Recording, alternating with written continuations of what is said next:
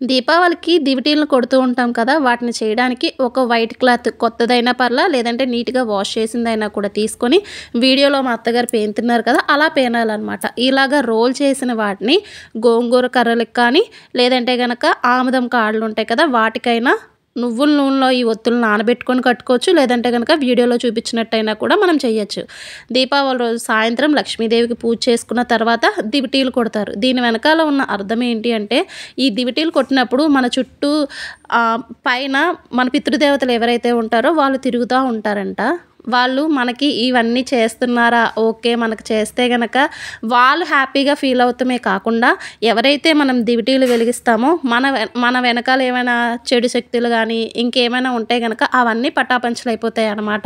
అందు గురించని చెప్పి డివిటీలు కొడతారు. డివిటీలు కొట్టిన తర్వాత కాళ్ళు కడుక్కొని, తర్వాత మళ్ళీ వచ్చి లక్ష్మీదేవికి నమస్కారం చేసుకున్న తర్వాత బాణాసంచా కాలుస్తారు.